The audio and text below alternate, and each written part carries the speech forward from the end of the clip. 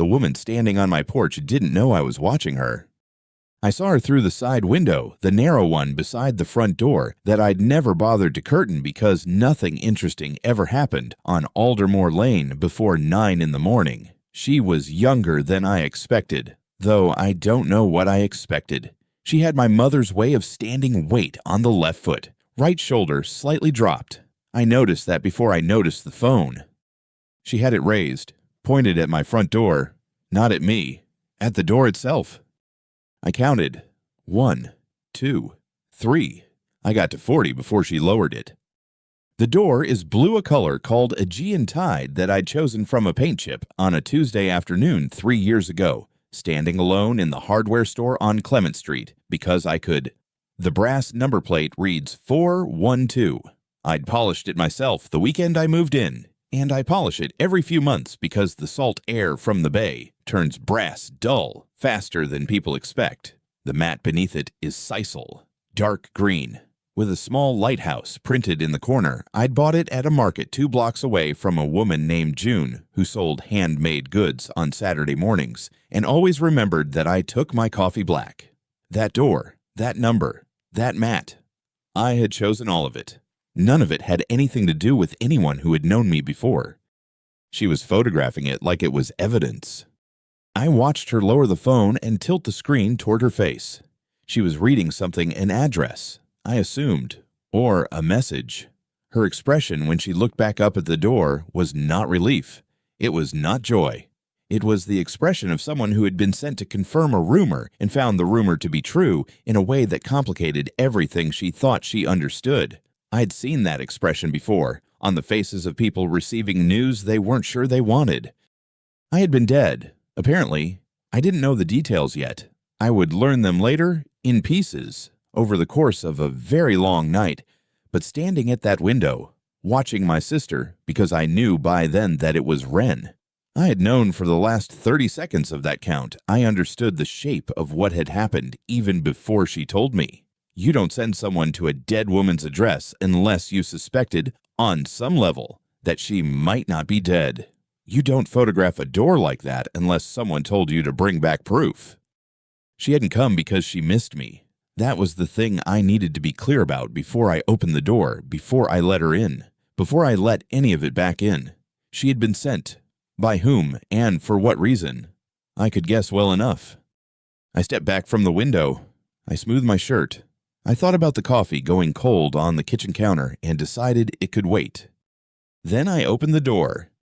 I was 23 years old the first time my mother called me about money. I remember where I was standing in the kitchen of my first apartment in Columbus, Ohio, the one with the radiator that knocked all winter and the window that faced a brick wall. I had been there 4 months.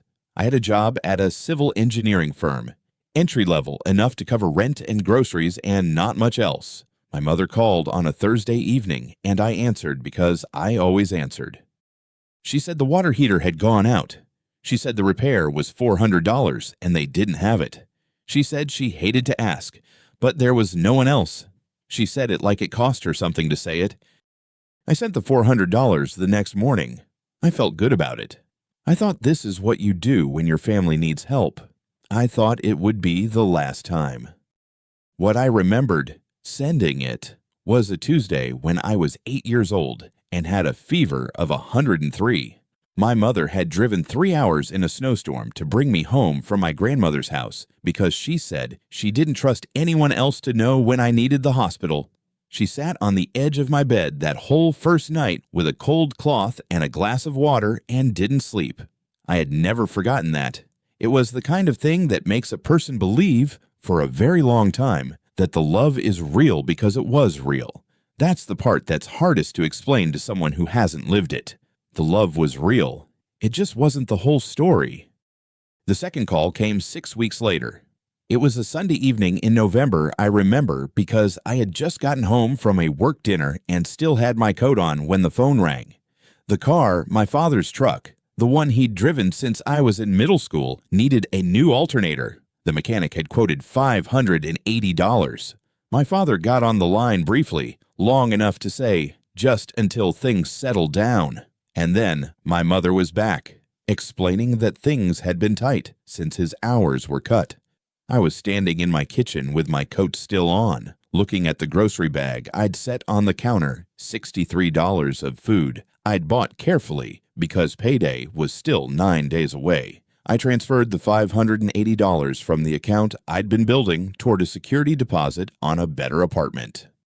The apartment I'd been looking at was on the 3rd floor of a building with a courtyard and a working dishwasher and a lease that started December 1st. I called the landlord the next morning and told him I needed more time. He said the unit had already gone to someone else. I told myself that was fine. I told myself it was temporary. I don't know exactly when temporary became permanent. There was no single moment when the arrangement shifted from emergency to expectation. It happened gradually, the way water finds its level quietly, without announcement, until one day you look around and realize the shape of everything has changed. By the time I was 26, I was sending $300 a month, sometimes more. My mother would call, usually mid-month, when whatever I'd sent at the beginning was running low, and explain the situation. The electric bill was higher than expected. Ren's school fees had come due. There was a problem with the furnace, the roof, the car again. There was always something, and her explanations always had the texture of logic. They sounded like math. They sounded like problems with solutions, and I was the solution. In March of that year, my firm sent 3 engineers to a 2-week conference in Portland infrastructure planning, the kind of professional development that gets you noticed and gets you promoted. My manager, a woman named Suzanne Park, who had been watching my work for 2 years, told me she was putting my name forward.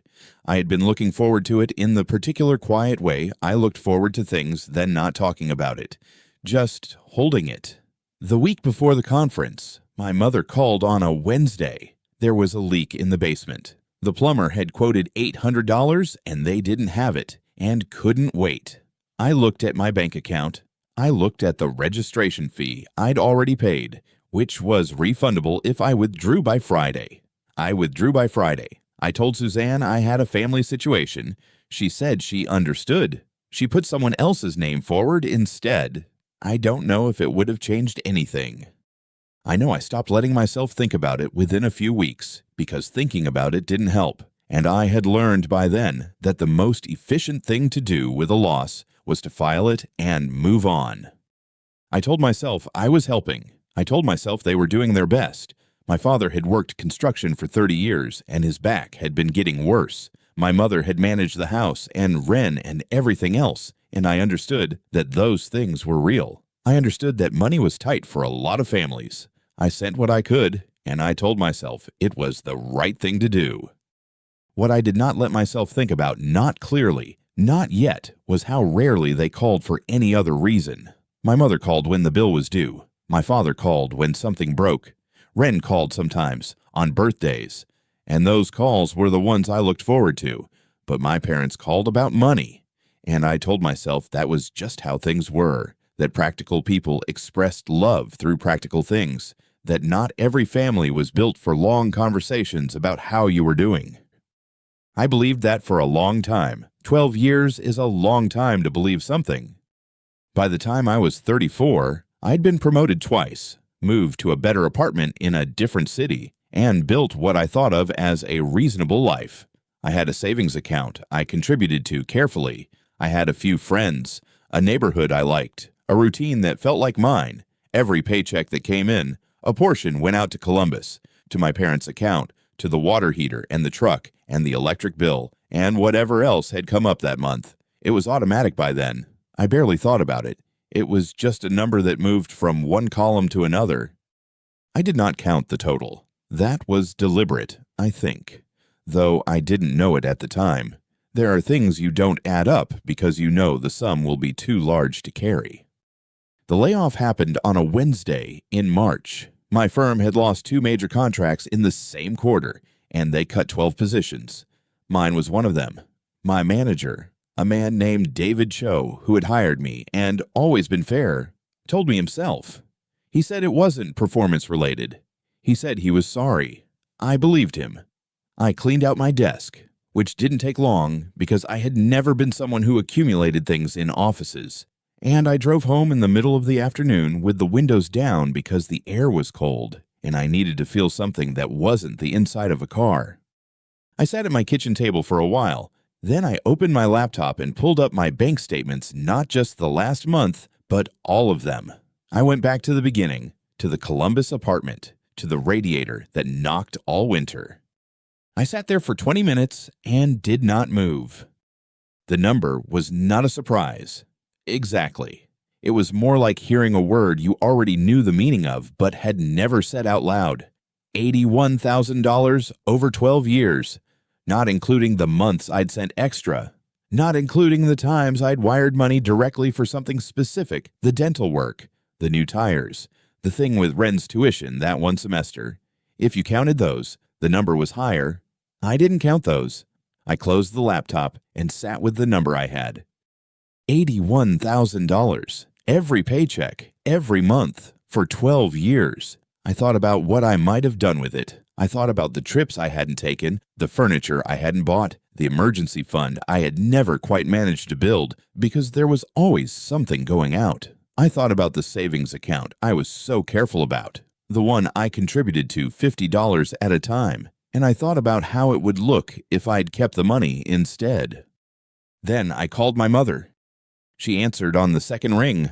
I told her I had been laid off that morning. I told her it was a company-wide cut, not performance-related, and that I was going to be fine, but I wanted her to know. I said it in the way I had learned to say difficult things clearly, without too much emotion, giving her the facts and leaving room for her to respond. She was quiet for 3 seconds. I counted them. Then she said, "So who's going to cover the electric bill this month?" Not "Are you okay?" Not "I'm sorry, sweetheart." Not "What do you need?" What can we do? Is there anything? Just the bill. Just the number. Just the next thing she needed from me. I said I didn't know. She said the bill was due on the 15th, and it was already the 9th. I said I understood. She said she'd have to call the utility company and explain, and that was always such a hassle, and she hoped I'd figure something out soon. I said I would do my best. Then I said goodbye, and I hung up, and I sat in my kitchen in the quiet of a Wednesday afternoon with the sound of traffic outside and the faint smell of the coffee I'd made that morning still in the air. I did not call back. Not that day. Not the next week. Not the month after. I thought about it sometimes, not because I wanted to, but because 12 years of habit doesn't stop cleanly. Some mornings I would wake up, and for a few seconds I would think I should call. And then I would remember the 3 seconds of silence and the question about the electric bill, and the impulse would pass. It wasn't anger. I want to be precise about that, because anger would have been simpler. Anger has a shape. It rises and falls. It burns out. What I felt was more like recognition, the kind that comes when you finally look at something directly that you have been seeing sideways for years. 12 years of calls, and not one of them had begun with, "How are you?" Not one had ended with, "I love you. Take care of yourself." They had all been about the number, the monthly number, the bill, the repair, the thing that needed covering. That was the whole of it. That was what I'd been. For 12 years, a number in a column. I didn't make a decision in any formal sense. There was no moment where I sat down and thought, I am cutting off contact now. It was more that I simply didn't call back. And the days became weeks. And the weeks became something else. And at some point, I understood that I was done. Not because I was angry, because I finally knew the difference between a family and an arrangement. And I had been living inside an arrangement for so long that I had forgotten there was supposed to be something more. The last call was about the electric bill. I let that be the last thing. The apartment was on the 4th floor of a building that smelled like old carpet and radiator dust. I found it through a listing on a community board at the library, $42 a month cheaper than anything else I'd looked at, which mattered because I had $1,100 in my checking account and nothing lined up yet. The carpet inside was the color of something that had once been beige, and the door was painted a pale, washed-out white that had been painted over so many times you could see the ridges of every previous coat if the afternoon light hit it at the right angle. The landlord, a man named Dale, who wore the same green vest every time I saw him, handed me the keys without ceremony. He said the heat sometimes ran slow in the mornings. I said that was fine. It was the first thing that had been entirely mine in 12 years. I found work in 6 weeks. Not the work I'd had that was in a different city, in a different version of my life, but work that was real and paid on time and asked nothing of me outside of business hours.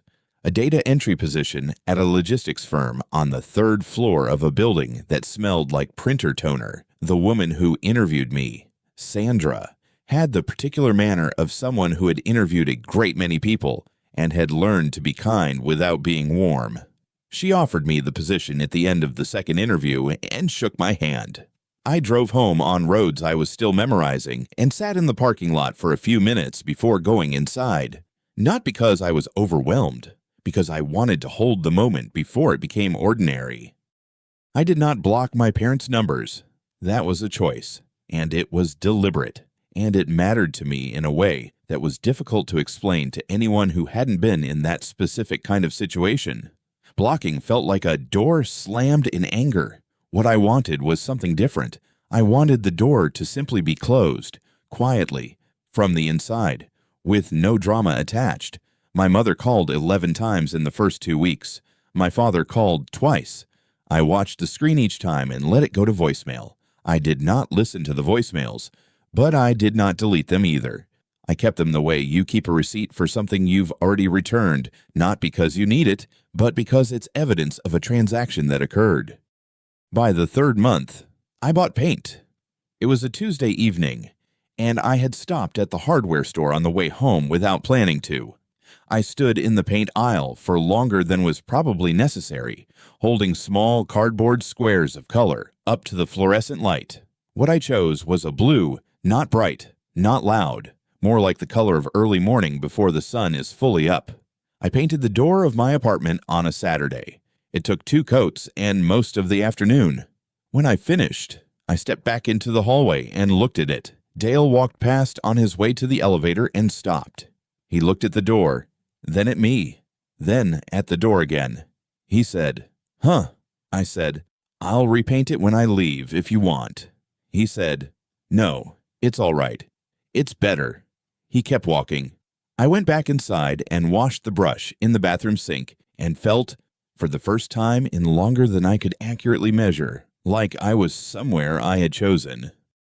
The message came on a Wednesday in late October, about 4 months after I'd left. It was from a woman named Jessie Pruitt. We'd gone to the same church for a few years in my mid-20s. The kind of friendship that survives mostly through occasional texts and the shared memory of knowing each other when the message said, "Everly, are you okay? Your mom told people you disappeared. Said nobody knows where you are. Just wanted to check in." I read it twice. The word that stopped me was not disappeared. It was people, plural. My mother had not told Jessie privately, as one friend confiding in another. She had told people. I sat with that for a moment, and then I called Jessie back. Jessie answered on the second ring. I asked her to tell me exactly what my mother had said, and exactly where she had said it. Jessie paused, the pause of someone recalibrating, realizing this was more serious than a wellness check, and then she told me. It had been at a church gathering, a small one, maybe 15 people. My mother had been there, and someone had asked after me, and my mother had said, in the particular voice she used when she wanted to seem reluctant to share something, that I had just vanished, that she didn't know where I was, that I had stopped returning calls and no one had heard from me, and she was worried sick. She had said she just vanished, and we don't know what to do. Jessie said my mother had looked genuinely distressed. She said it had seemed real. I thanked Jessie. I told her I was fine, that I was settled, that there was nothing to worry about. I did not explain further. Jessie, to her credit, did not push. She said, "Okay, I'm glad you're all right." I told her I'd be in touch. I probably wouldn't be, and I think we both understood that. I sat with what Jessie had told me for a full week. I did not call my mother. I did not respond to the voicemails. I did not do anything except go to work and come home and, in the evenings, sit with what I now understood, because it wasn't grief. That was the thing I kept returning to if my mother had been telling people I had vanished because she was genuinely devastated and didn't know how else to explain it. That would have been one thing. That would have been a kind of pain I could have recognized. But the specific word she had chosen, vanished, not left. Not we had a falling out, not even we've lost touch, was not the word of a grieving parent. It was the word of someone building something, a story with a shape, a story where she was the victim of a disappearance rather than the subject of a departure. I had not vanished. I had left. Those are not the same thing, and my mother knew the difference, which meant she had chosen the word on purpose. I didn't know yet what she was building. I only knew that she was building it. I filed that knowledge away the way I'd filed the voicemails, not deleted, not acted upon, just held. I went to work the next morning. I came home and made dinner. I looked at the blue door from the inside and thought she can say what she wants. I know where I am. I found out about the memorial service the same way I found out about most things in those years, late, indirectly, and through someone who didn't know they were telling me anything important. It was Aunt Carol. She sent a card to an old address I'd used briefly in the first months after I left a sublet in Raleigh that I'd forwarded mail from for about 6 weeks before I found the apartment with the blue door. The card took 11 weeks to reach me, routed through 2 forwarding addresses and a postal holding service I'd nearly forgotten about. The envelope was soft at the corners by the time it arrived. The handwriting on the front was Carol's careful, left slanted, the way she'd always written, the way I'd seen on birthday cards and Christmas envelopes my whole childhood. Inside was a single note card, Carol's handwriting again, just 4 lines. Everly, I don't know if this will reach you. I want you to know I said your name. I lit a candle. I'm so sorry I never got to say goodbye. Your aunt, Carol. I sat with that card for a long time. I read it 3 times, and then I set it on the kitchen table and looked at it from across the room. The coffee I'd been making went cold on the counter. I didn't drink it. She had lit a candle. She had said my name. She was sorry she never got to say goodbye. I was not dead. I went back to the card and read it again, looking for a different explanation. There wasn't one. Somewhere, in some room I hadn't been in, someone had placed a candle next to a photograph of me and told people I was gone. The only question was, what exactly? They had said. I found out that too, eventually not all at once, but in pieces, the way you find out most things that were designed to stay hidden. A cousin I hadn't spoken to in years sent a message through a mutual acquaintance about 8 months later. She'd heard I had died in a car accident. Out of state. She'd heard the body had been cremated at the location. She'd heard my family was devastated and trying to move forward. A car accident, cremated out of state, no body to come home, no grave to visit, no paperwork anyone local would ever think to request. I understood then what my mother had built. She hadn't said I don't know where Everly is. That would have invited questions, searches, phone calls from relatives who might have tried harder than she wanted them to. She hadn't said Everly chose to leave us. That would have required explanation, would have put the shape of our history in the room, would have made people ask what happened. Instead, she had built a story with clean edges. A car accident is no one's fault. Cremation out of state means nothing to verify. She's gone closes the conversation rather than opening it. My mother had always understood which words close conversations. It was one of the things she was best at. What I didn't know then, what I wouldn't know until much later, until Ren told me, was how the memorial service had looked. The church they'd used was the one on Delwood Avenue, the one with the pale brick and the parking lot that flooded every March. I'd attended Christmas services there as a child. The mural above the altar showed a dove in flight, wings slightly uneven, painted by a congregation member sometime in the 80s. I had stared at that dove through many sermons. They had held a service for me in that room. There were candles and a photograph, one from about 10 years before, taken at a family gathering I barely remembered attending. A pastor had read something. People had cried. Carol had sat in the front row. She had kept the program afterward, the folded paper with the date printed at the top, my name in the center, the pastor's name at the bottom. She had taken it home and placed it somewhere she kept things she wanted to hold on to. She didn't know, when she folded it and put it in her coat pocket, that she was holding something that would matter later. She was just a woman who had lost her niece and wanted to keep the only record she had of the day. Someone said goodbye. There was no death certificate. There was no police report. There was no documentation filed anywhere under my name. There was only my mother's voice on a phone call and a printed program from a church service and a photograph of a woman who was, at that exact moment, alive and sitting in an apartment with a blue door, reading a delayed card from her aunt and trying to understand what had been done with her name while she wasn't looking. I put the card back in the envelope. I put the envelope in the same drawer where I kept the voicemail saved, not deleted, not acted upon. I went to work the next morning. I came home. I made dinner. But that night, I stood at the kitchen window for a long time, and I thought about Carol sitting in the front row of that church, crying for someone who was not dead. And I thought she kept the program. I don't know why I thought that. I had no way of knowing it, but I thought it, and I was right. And that piece of paper would matter in ways neither of us could have predicted yet. I'll write part 5/9 now, targeting 889 words in Everly's first-person POV, cold and observational throughout. I learned what happened in pieces, the way you learn most things you were never meant to know. Marcus Webb told me some of it later, when he had no reason left to protect anyone. Wren told me the rest herself, on the phone, 3 weeks after she knocked on my door. Here is what I've put together.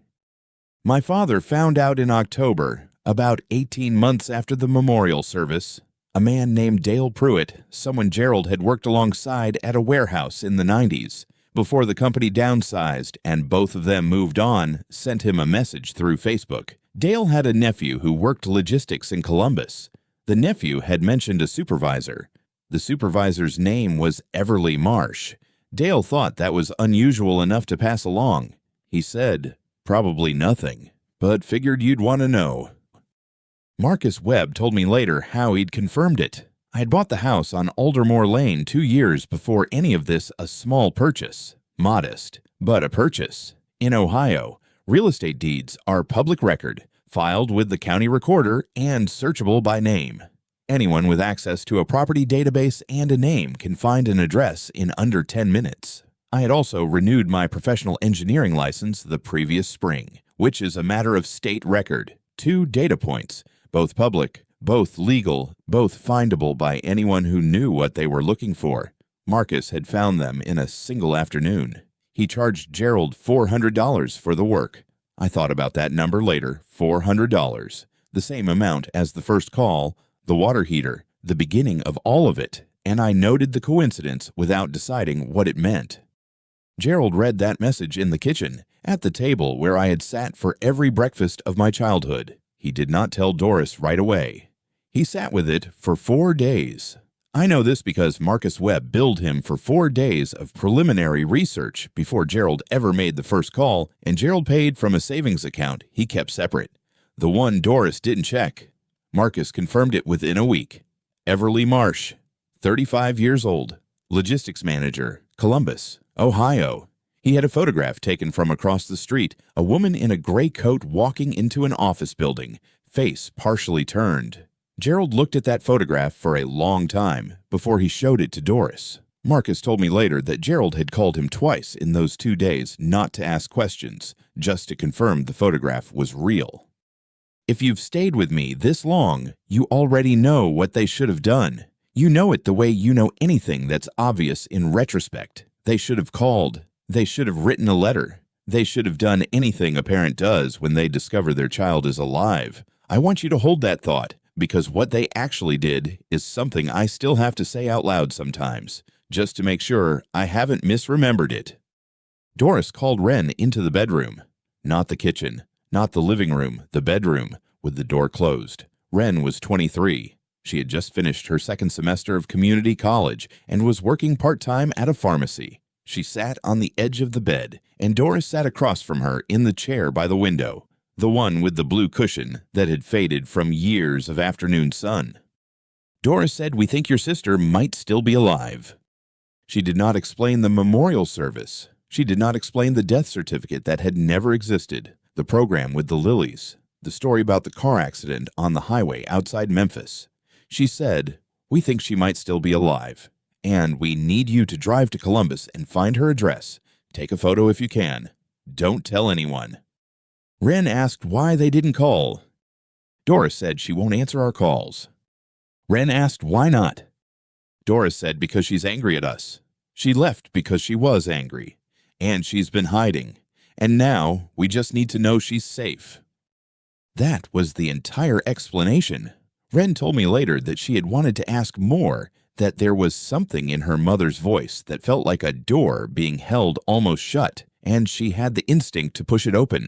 But she was 23, and she had grown up in a house where not asking was the same as being loved, and so she didn't ask. She took the address Marcus Webb had found. She put it in her phone. She said, "Okay, Mom." She sat in her car for 20 minutes before she started the engine. The pharmacy parking lot was 2 streets over, and she had parked there out of habit even though she wasn't working that day. She sat with her hands in her lap and looked at the address on her phone and thought, she told me this exactly. I wonder if she looks the same. Not why didn't they call the police when she went missing. Not why is there a memorial service for someone who might be alive. Just, I wonder if she looks the same. She was 23. She had never had a reason not to trust our mother. She started the engine. She pulled out of the parking lot. She drove 6 hours to Columbus, Ohio, and she stopped once for gas and a coffee she didn't finish. And she arrived the following afternoon and sat across the street from my building and took a photograph of the blue door. That was the photograph she had in her hand when I opened it. The door was already moving when I saw her face. I had heard footsteps on the porch, 2 of them. Then a pause. Then the sound of someone shifting their weight, and I knew it wasn't Diane, who always knocked twice fast and then once slow. And it wasn't the mail carrier, who came before noon. I opened the door the way I open everything now, without hurrying. I had learned, in 4 years in this building, that most things on the other side of a door are ordinary. I had also learned that when they are not ordinary, hurrying doesn't help. Wren was standing on my porch with her phone in her hand and the camera app still open on the screen. I could see the blue of my own door, reflected in it a small, bright rectangle. The photo she had just taken. She was wearing a gray jacket I didn't recognize, and her hair was shorter than I remembered, and she was looking at me the way people look at something they are not sure is real. From the yard next door, I heard the sound of water. Diane Okafor was at her garden hose, working the row of tomato plants she'd been tending since April. She was not looking at us. Then she didn't move the hose. She just stood there with the water running onto the same patch of ground, and she watched. Wren said, "Gee." 1 word. That was all she said. I looked at the phone in her hand. The screen was still lit. The camera was still open. I had 4 years of practice at not reacting to things before I understood them. So I did not react. I looked at her face, and then at the phone, and then I asked the only question that seemed relevant. "Am Jen Jai Jelam Gi?" Not "Are you okay?" Not "I've missed you." Not "How did you find me?" Just that. She told me.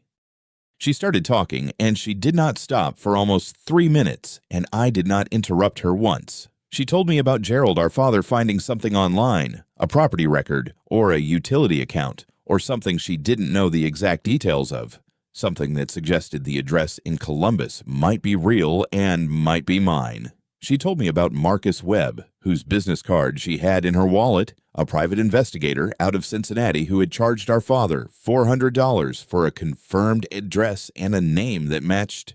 She told me about the photograph, that she had been asked to take one, to confirm the building, to confirm the name on the mailbox. She told me she had been told to call home the moment she had something to send. She said it all very quickly, in the way people talk when they have been holding something too long, and the moment they start, everything comes out at once. Her voice was steady, but her hands were not. The phone moved in her grip. I let her finish. Then I said, "Come inside."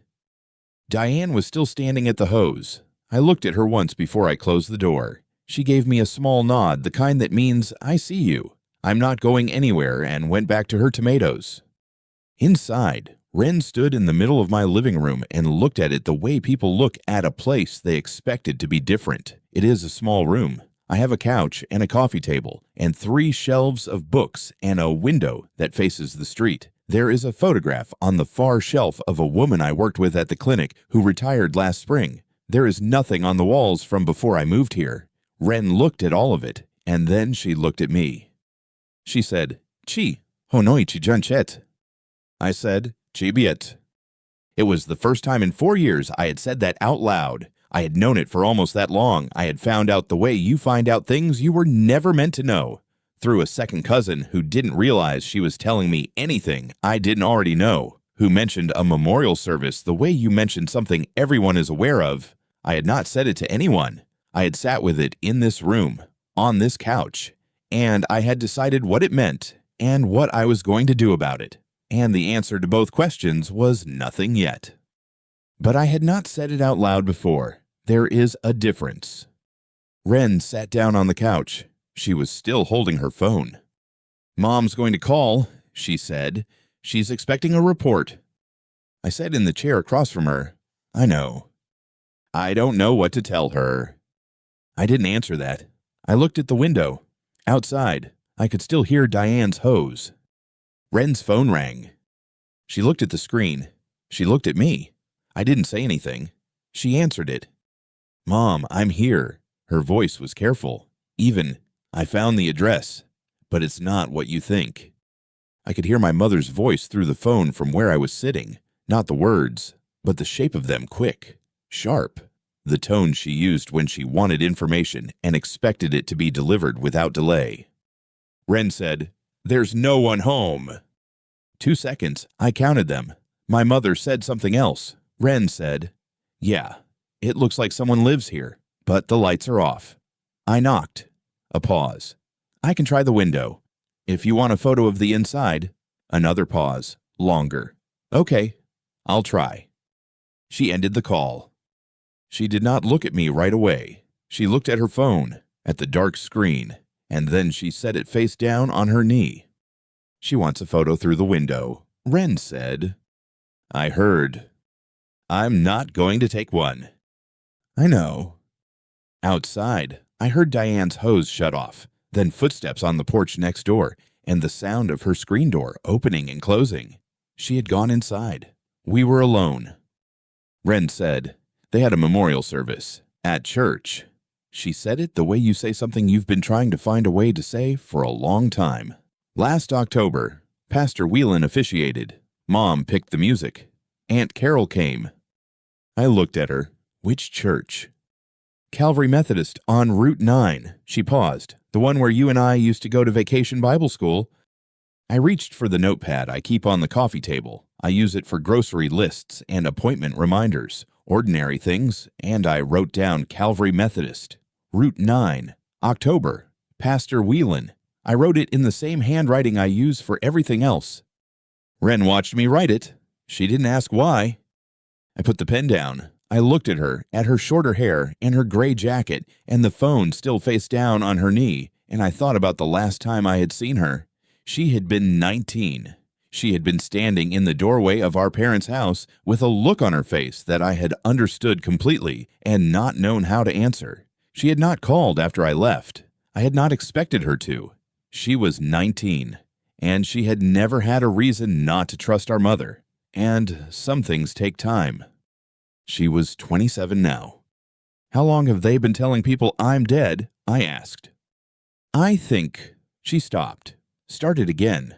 "I think it started as something smaller, that you'd disappeared, that you'd cut off contact and no one knew where you were." She folded her hands in her lap. "And then, at some point, it became more than that. I don't know exactly when. I wasn't there for all of it." "But you were there for the memorial." She looked at her hands. "Yes." I let that sit.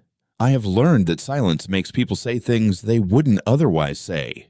Ren said 3 more sentences before I responded. She said that she hadn't believed it. Not completely. Not even then. She said she had asked once, just once, where the death certificate was, and our mother had said it was being handled, and our father had changed the subject. She said she had told herself that was normal, that paperwork takes time, that she didn't know how these things worked. I said, "But you hired Marcus Webb." She looked up. "Yes." "That wasn't their idea." "No," she said. "That was mine." She paused. "Dad found the address, but hiring Marcus, verifying it, that was me. I needed to know for myself." I looked at her for a long moment. The light in the room had shifted while we were talking. It was later than I'd realized. The afternoon moving toward evening, the window behind her going from white to pale gold. She looked tired in the way people look when they have been carrying something heavy for longer than they admitted to themselves. I picked up the notepad. I looked at what I had written: Calvary Methodist, Route 9, October, Pastor Whelan. I set it back on the table. "Are you hungry?" I asked. I was going to make dinner. Ren blinked, like the question was not what she had expected. Like she had come here prepared for many things, and a question about dinner was not one of them. "Yes," she said. "I think so." I stood up. I went to the kitchen. I heard her follow me, and then stop in the doorway, and then come in and sit at the small table by the window where I eat alone most nights. Outside, the street was quiet. Someone's porch light had come on across the way. I took 2 plates from the cabinet. I put them on the counter. "You can stay tonight," I said, "if you need to." She didn't answer right away. When she did, her voice was different, quieter, like something in it had loosened. "Okay," she said, "thank you." I ran water into the pot. I set it on the burner. The flame caught on the first try. Ren sat at the table the way she used to sit at the kitchen table in the house we grew up in, both hands around a mug, shoulders slightly forward, watching the steam. She had always done that. I hadn't thought about it in years. And then there it was, unchanged, like a small piece of furniture that had survived a fire. I brought my own mug and sat across from her. The pot was still on the burner. Neither of us had eaten. She looked at the shelf by the window, first the herbs in clay pots, the 2 cookbooks with cracked spines, the coffee mug with my name on it that a co-worker had given me 3 Christmases ago. She looked at the spider plant in the corner of the living room, visible through the doorway, trailing down from its hook in long, pale green ribbons. She looked at the stack of library books on the counter with a receipt tucked between them. She took all of it in slowly, the way you look at something you want to memorize. Then she said there were candles. I waited. White ones, maybe 20 of them, on a table at the front of the room, and a photograph, the one from Aunt Carol's birthday, when you were 26. You had your hair up. She stopped. Mom said it was the last good photo she had. I set my mug down. The pastor was someone I'd never met. He talked for about 15 minutes. He said you were a devoted daughter. She said it the way you read something off a form, not flat exactly, but careful, like she was making sure to get the details right. Aunt Carol sat in the first row. She was the one who cried the most. She kept folding and unfolding the program. I watched her do it the whole time because I didn't know where else to look. She stopped again.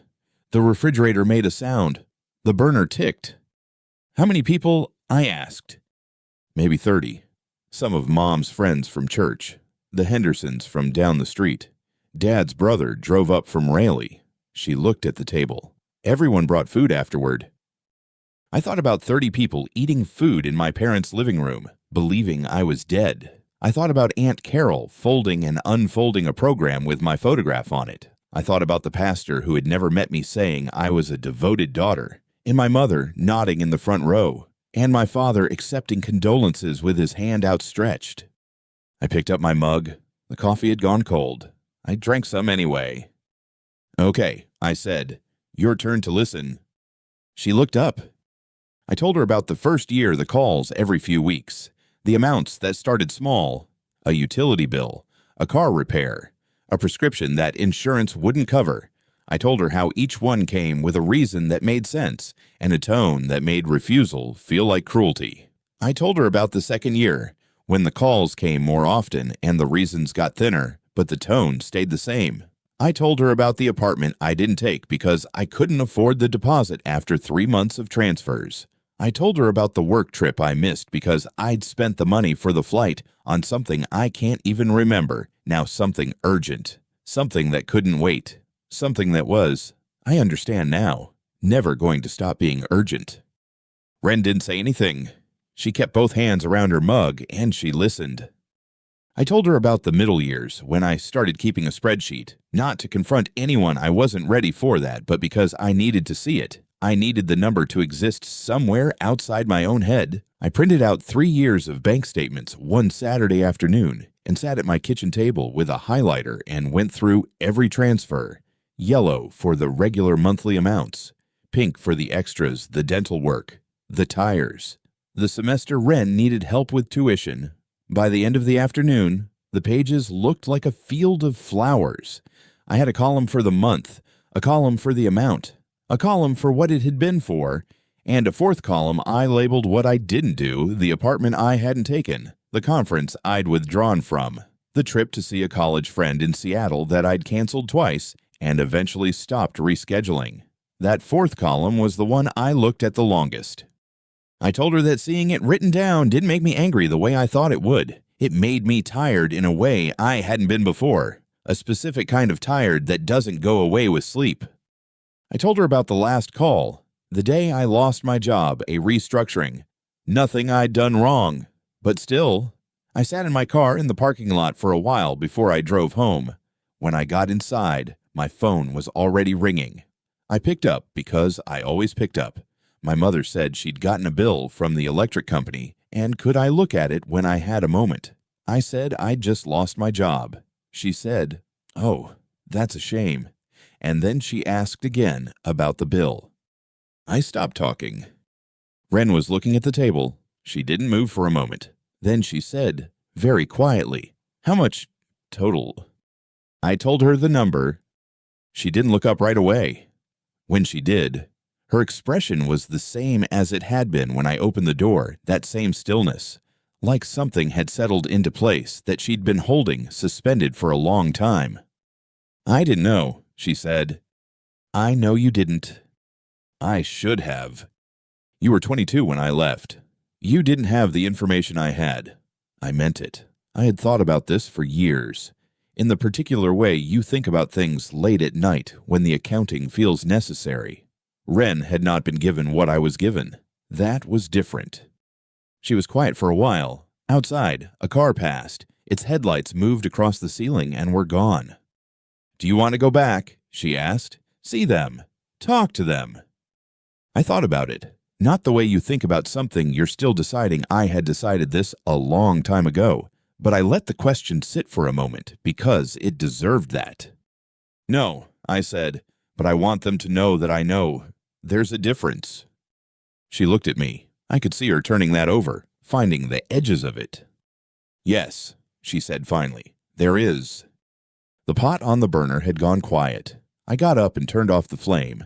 I stood at the counter for a moment with my back to her, looking at the window above the sink, at my own reflection in the dark glass, the kitchen light behind me, the room behind that, Wren still sitting at the table. I heard her pick up her phone. "I'm going to call Aunt Carol," she said. I turned around. "Not to tell her," she said quickly. I want to ask her something." I watched her find the number. I watched her press call and lift the phone to her ear. I sat back down at the table. I could hear it ring twice, and then Carol's voice warm, a little cautious at that hour. "Wren said, Dee, it's Wren. I'm sorry to call so late." A pause. "I'm okay. I'm out of town for work." Another pause. Longer. "I was thinking about the service for Everly." Her voice didn't change when she said my name. I noted that. "Dee, do you still have the program from that day?" I heard Carol say yes. "Can I ask you something?" Wren said. She looked at me across the table. "Did you ever see a death certificate?" The silence on the other end lasted long enough that I counted it. 4 seconds. 5. Then Carol said something I couldn't hear clearly, and Wren said, "I know. I was wondering." She said goodbye. She set the phone down on the table between us. We looked at it. "She's going to ask," Wren said. "Yes," I said. "She is." Neither of us said anything else for a while. I got up and took the pot off the stove and rinsed it in the sink. I heard Wren push her chair back. I heard her carry her mug to the counter and set it down next to mine. "The guest room is the door on the left," I said. "Okay." "There are extra blankets in the closet." "Okay." I dried my hands on the dish towel. I hung it back on the handle of the oven. The kitchen light was still on. I left it on. Wren called me 4 days after she left. She had driven back to Columbus the morning after the phone call, and she had stopped at our parents' house on the way through, not to stay, just to collect the last of her things. A box she'd left in the hall closet. She said Gerald had been in the kitchen when she arrived and had not come out. She said Doris had been in the living room, sitting in the chair by the window, the one with the blue cushion that had faded from years of afternoon sun. Doris had not stood up. She had looked at Wren and then looked back at the window. Wren said, "She asked me if I had told people." I waited. I said Carol had asked a question in the family chat and people had answered it. I said I hadn't told anyone anything that wasn't already true. She paused. She said I had betrayed the family. I didn't say anything. "I picked up my box," Wren said. "I told her I loved her. She didn't answer. I left." She said it the way you say something you have already decided how to carry, not without weight, but without drama. I recognized that. I had learned to do the same thing, over years, and it had cost something to learn it. The week after that, Wren told me Doris had called Patricia, my mother's sister, who had flown in from Portland for the memorial service, to explain. "I don't know exactly what she said," Patricia told Wren later in a brief message, that she had listened to the whole explanation and then said, "Doris, I flew across the country to grieve a child who was alive. I don't know what to do with that yet." Doris had said Patricia was being dramatic. Patricia had ended the call. My mother's friend from church, a woman named Beverly who had organized the reception after the memorial service, the food, the flowers, the folded napkins, sent a note to Carol. Wren read it to me over the phone. Beverly said she had spent $200 on food for that reception and had told every person she knew that Everly Marsh had died in a car accident. She said she felt she had been made a fool of, and she was sorry for Carol, and she would be finding a different congregation. I asked Wren if she knew whether Pastor Whelan had been told. She said Carol had called him. "What did he say?" Wren was quiet for a moment. He said he had officiated a memorial service without a death certificate because the family had seemed so certain and so devastated that he hadn't wanted to press them during their grief. He said he would not make that mistake again. She paused. He also said, and Carol told me this part separately, that he had called the deacons together and told them the church would not be hosting any further events for the family until the situation was clarified. He said those were his words, "until the situation is clarified." I thought about the pale brick building on Delwood Avenue, the parking lot that flooded every March, the mural above the altar with the dove whose wings were slightly uneven. I had stared at that dove through many sermons as a child. I thought about my mother sitting in the front row of that room, accepting condolences, choosing the music, picking the verse from Psalms. I thought about what it would mean to her, a woman who had built her entire social architecture inside that community, to have the pastor call the deacons together. I thought she will not recover from that one easily. I did not feel satisfaction, exactly.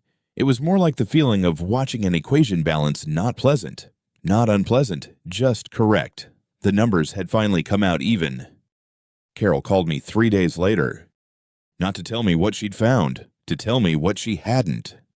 She said she'd gone through her files first, the ones she kept in the metal cabinet in her spare room, the one her husband Ray had built before he died. She had every card, every program, every printed photograph from every family event going back to 1987. She had my grandmother's funeral program. She had my cousin Peter's wedding bulletin. She did not have a death certificate for me. She said she'd assumed at first that Doris had kept it, that it was the kind of document a mother would hold on to.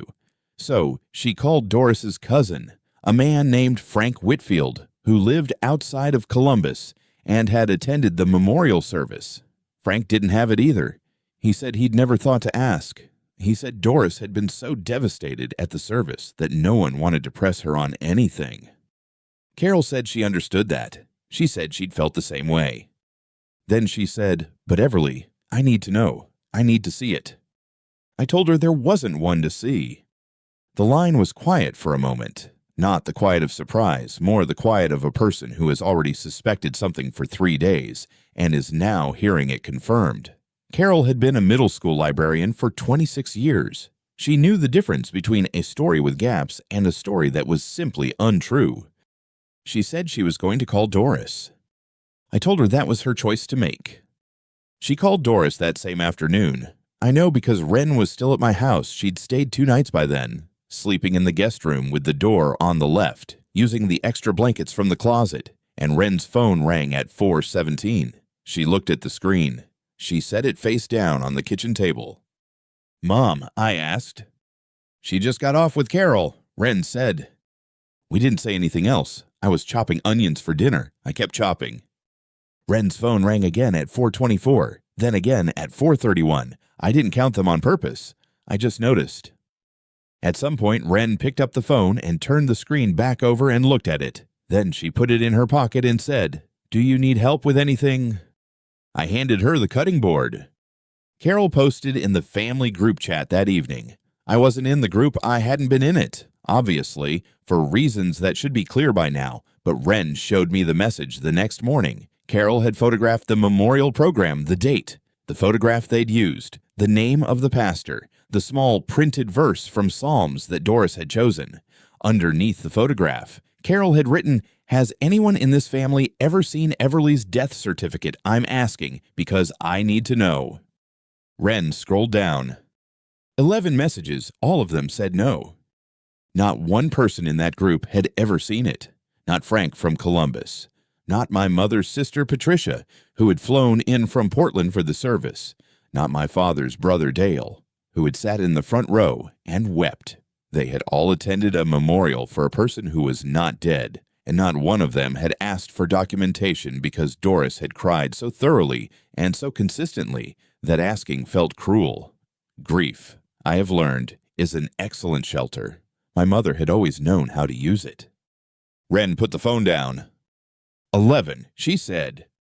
"I know," I said. She was quiet for a moment. Then she said, "Carol wants to call them, with you on the line." I looked at her. "She asked me this morning," Wren said. "She said she doesn't want to do it alone. She said she wants them to hear your voice." I thought about that. I thought about my mother's voice on the phone the day I lost my job, 3 seconds of silence, and then the electric bill. I thought about 30 people eating food in my parents' living room, believing I was dead. I thought about Carol in the front row, folding and unfolding a program. "Okay," I said. We did it that evening. Wren called Carol first and put her on speaker, and then Carol called my parents' landline, the number that hadn't changed in 30 years, and Wren held the phone between us on the kitchen table. It rang 4 times. Gerald answered. Carol said, "Gerald, I have someone here who wants to say hello." I said, "Hi, Dad." The silence lasted long enough that I counted it. 7 seconds. I heard my mother's voice in the background, a question, sharp and fast, and then the sound of footsteps. And then Doris was on the line too, and I could tell from the quality of the sound that Gerald had put it on speaker. Doris said, "Who is this?"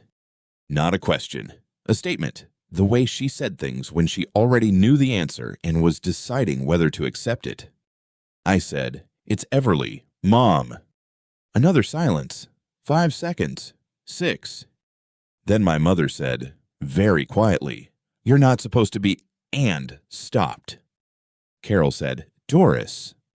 My mother didn't answer. Carol said, "I need you to understand what has happened here. I need you to understand that I have the program from the service.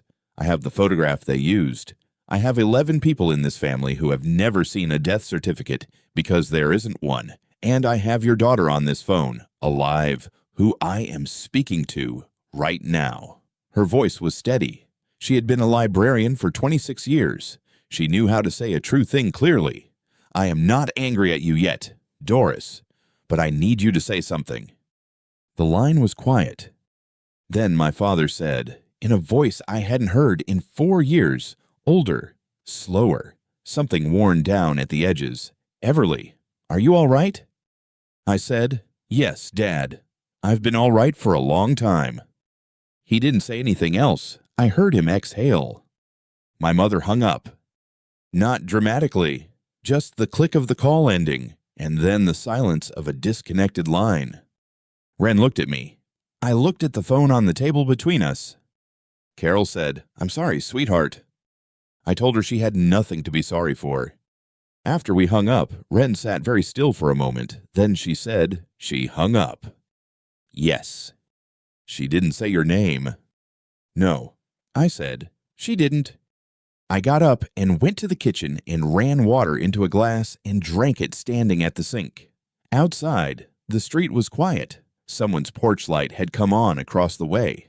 I set the glass down on the counter and stood there for a moment, and I thought about the woman who had driven 3 hours in a snowstorm when I was 8 years old, and I thought about the click of a disconnected call, and I thought those two things are both true. They don't cancel each other out. They just both exist. And now I know it. She poured herself coffee. I had already made a pot. I do that every morning, the same amount, the same time, the same mug I've used for 4 years. Routines were something I built carefully after I left. They were the scaffolding. I was not going to let any of this knock them down. Carol's questions spread the way questions do in families, not with noise, but with a kind of quiet, unstoppable momentum. By the end of the week, Gerald and Doris had lost 6 people, not in a dramatic way. No one called to declare anything. No one sent a formal letter. People simply stopped responding to texts, stopped accepting invitations. My Aunt Patricia, who had flown in from Portland, sent Doris a single message that Ren read to me over the phone. "I love you, but I can't pretend I don't have questions." Doris did not respond. Gerald told Dale it was a misunderstanding. Dale said he hoped so. Diane Okafor, my neighbor across the street, told me later that she'd mentioned to her friend Ruth Ann, who lived 2 blocks over and had no connection to my family, that she'd seen 2 women standing at my door, one of them with red eyes, one of them very still, just a detail, the kind of thing you mention when you're describing your week. Ruth Ann didn't know who I was. The story went nowhere, but Diane told me about it because she thought I'd want to know that it had existed at all, even briefly. Even going nowhere. I did want to know. I'm not sure why. Maybe because it meant the moment had been real enough to describe to someone else. Ren called me on a Thursday, 10 days after she'd left. She said she'd moved her things out of the house. She'd taken 2 bags and her cat and gone to stay with a friend from work named Sasha, who had a second bedroom and a patient disposition. She said she'd told our parents she needed space. She said Gerald had said that was fine, and Doris had said nothing, which Ren told me was the loudest thing she'd ever heard. I asked her how she was. She said she'd been better, but she'd also been worse, and she knew which direction she was moving. I told her that was enough. The guest room on the left was still made up. I hadn't changed the sheets. I hadn't decided yet whether that meant anything, or whether it was just that I hadn't gotten around to it. I tend not to rush my own conclusions. I've found that things become clearer when you give them the time they need, and not a moment more. I went to bed that night at my usual hour. The kitchen light was off. The coffee pot was clean for the morning. 6 months after Ren left my house that Sunday, she called to tell me she'd accepted a position at an architecture firm in the city. She said it like a fact, not an announcement, the same way she told me she was moving out of our parents' house, the same way she told me she canceled her return flight. The firm had offered her the job 3 weeks earlier, and she'd taken 2 weeks to decide. She didn't tell me she was moving closer to me. She told me she found good work, and the commute from across town was reasonable. I told her I knew a good dry cleaner near the office. She said that was useful information. She moved in October. I helped her carry boxes up 2 flights of stairs on a Saturday morning when the air had that particular cold edge. That means winter is deciding whether to arrive. Her apartment was 4 miles from mine. We didn't make plans to have dinner every week. We had dinner when we wanted to, which turned out to be most Thursdays. And that was enough. Sometime that winter, I don't remember the exact night, only that it was cold and the street outside was quiet, and I had been reading for an hour without taking in a single sentence. I sat with what it meant to have been declared dead while you were still alive. Not the legal part, not the practical part, the other part. There is a version of your life that other people carry, the version where you exist in their memory, in their stories, in the small ways they reference you when your name comes up. I had been removed from that version. My mother had taken my name out of the living column and placed it in the permanent one. And for 18 months, the people who had known me had been grieving a woman who was, at that exact moment, making coffee and going to work and choosing paint colors and building something she had chosen. I had been mourned, and I had kept living anyway. There was something in that I hadn't fully looked at before. Not triumph, it wasn't that. More like the understanding that the story other people tell about you is not the same as your life, and your life does not require their permission to continue. I had left because I needed to. I had stayed gone because I needed to. I had built something in the years since not large, not dramatic, but mine, chosen, real, and none of it had waited for anyone to acknowledge it. It had simply happened. The way things happen when you stop asking for approval and start making decisions. I thought about the woman in the photograph Carol had placed on the table between us, 26 years old. Blue jacket, no idea what was coming. I thought about the door I had painted 3 times now, each time 1 shade lighter. I thought about June at the Saturday market who remembered I took my coffee black, and Diane Okafor giving me a small nod before she went inside, and Wren sitting at my kitchen table with both hands around a mug the way she always had. I had been declared dead. I had not died, and the life I had built in the space between those 2 facts was the most honest thing I had ever made. I picked up my book. I went back to the beginning of the page I'd been on. This time I read it. In February, 5 months after Aunt Carol had made her phone calls and the last of the relatives had gone quiet, I received a text message from a number I still had saved under the name I'd given it 12 years ago. I hadn't deleted it. I'm not sure why not sentiment, more the way you keep a document after a case is closed. The message said, "I want to explain. Please, Mom." I read it twice. I set the phone down on the kitchen counter. I poured my coffee and stood at the window and watched the street for a while. A woman walking a dog, a delivery truck idling at the corner. Nothing unusual. Then I picked up the phone again and read the message one more time. There wasn't anything to explain. That was the thing. Not in the way people mean when they say that in anger, not how dare you try to explain, but literally the explaining had already happened, in full, to everyone who needed to hear it. Aunt Carol had done that. The relatives had drawn their own conclusions. Wren had made her choice. The shape of what my parents had done was already complete and visible from every angle. A message that said, "I want to explain," was a message that assumed there was still something unresolved, still a gap that words could fill. There wasn't. I didn't answer, not because I was angry, and not because I was protecting myself, because there was genuinely nothing left to say, and I saw no reason to pretend otherwise. In March, Aunt Carol asked if she could meet me for coffee. I said yes. We met at a place on Clement Street that she'd suggested small, good light, the kind of cafe where the tables are close enough together that you keep your voice low without being asked. She came in with her coat still buttoned and sat across from me and ordered tea, and then she reached into her bag and set something on the table between us. It was the program from the memorial service. I recognized it immediately, the paper stock, the folded edge, the photograph they'd used, which was taken at a family gathering when I was 26 and hadn't known anyone was pointing a camera at me. I looked at it for a moment. I looked at the woman in the photograph, who was younger than I was now by more than a decade, who was wearing a blue jacket I didn't own anymore, who had no idea what was coming. Carol said she didn't know what to do with it. She'd kept it because throwing it away felt wrong, but keeping it didn't feel right either, and she thought maybe I would want it, or want to decide. I looked at it a little longer. Then I said she could keep it or throw it away, whichever felt right to her. It didn't belong to me.